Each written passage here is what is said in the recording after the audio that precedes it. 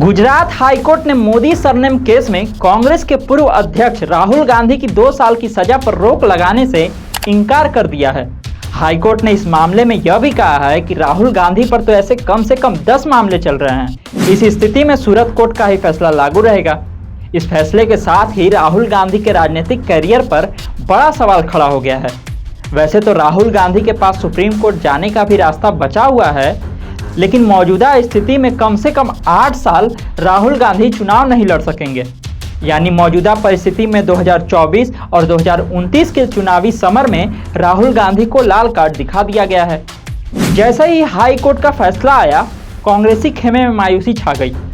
वे कितना भी मजबूत दिखने की कोशिश करें, मलाल तो रहेगा ही कि राहुल गांधी चुनाव नहीं लड़ सकेंगे। लेकिन एक स्थिति और बनी है कि राहुल गांधी को सजा मिलने से भाजपा और नरेंद्र मोदी की सरकार के लिए चुनौती अब कहीं बड़ी हो गई है। और वो क्या, हम आपको बताएंगे। लेकिन उससे पहले नमस्कार, आप देख रहे हैं पंचतत्व और मैं हूं आपके साथ अनिकेत पाठक।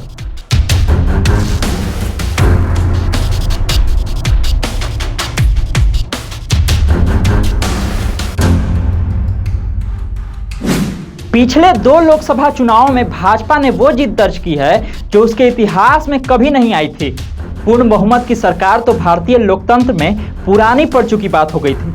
लेकिन मनमोहन सिंह की 10 साल पुरानी सरकार के सामने भाजपा ने नरेंद्र मोदी को खड़ा किया। 2014 में नरेंद्र मोदी ने मनमोहन सिंह को कम बोलने वाला पीएम साबित करते हुए कांग्रेस को सबसे बुरे हाल में ला दिया। इसके बाद 2019 में नरेंद्र मोदी के सामने राहुल गांधी थे, जिनकी अनुभवहीनता को भुनाते हुए भाजपा ने बहुमत का आंकड़ा आसानी से पार कर लिया।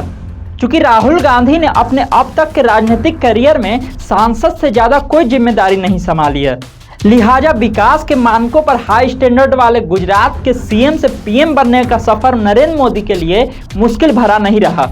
2014 और 2019 की आसान जीत के नायक तो नरेंद्र मोदी थे, लेकिन एक फैक्टर यह भी काम कर रहा था कि नरेंद्र मोदी ने कमजोर नेतृत्व को अपना विरोधी बनाए रखा था।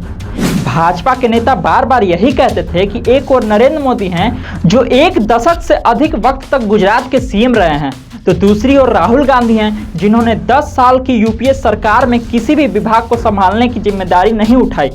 2014 में तो फिर भी ठीक था, लेकिन 2019 में अमेठी हार ने राहुल को और मुश्किलों में ला दिया। लेकिन अब अगर राहुल गांधी चुनावी समर से बाहर हो जाते हैं तो निश्चित तौर पर कांग्रेस और विपक्ष नए चेहरे पर दांव लगाएगा। इस नए चेहरे से पार पाना भाजपा और नरेंद्र मोदी के लिए आसान नहीं होगा, क्योंकि उनकी तथाकथित कमजोर विरोधी वाली स्ट्रेटेजी हो सकता है काम ना आए। 2024 के लोकसभा चुनाव को भाजपा के लिए मुश्किल बनाने का प्रयास कई स्तर पर हो रहा है। कांग्रेस ने जो स्ट्रेटेजी अपने बूते बनाई है वो अलग है। इसके अलावा विपक्षी दलों को एक कर भाजपा के खिलाफ चक्रव्यूह तैयार करने की योजना भी है। चक्रव्यूह के सूत्रधार बिहार के सीएम नीतीश कुमार हैं, लेकिन उनके पीएम पद के लिए उम्मीदवारी के आड़े राहुल गांधी आ रहे थे। अगर अभी वाली स्थिति आगे भी बरकरार रह सकती है तो नीतीश कुमार के नाम पर सहमति बनना मुश्किल नहीं होगा, क्योंकि राजनीतिक गलियारों में यह चर्चा तो पहले से रही है कि पीएम अगर गांधी परिवार से नहीं होगा तो कांग्रेस पार्टी से अलग किसी दूसरे नेता पर सहमति हो सकती है। लोकसभा चुनाव 2024 की बारात के लिए लालू यादव ने दूल्हा बनाने की ख्वाहिश तो राहुल गांधी के लिए जताई थी, लेकिन समय का पहिया फिलहाल ड्राइविंग सीट पर नीतीश कुमार को लाता हुआ दिख रहा है। इस तरह की खबरों को देखने के लिए आप देखते रहिए पंचतत्व। धन्यवाद।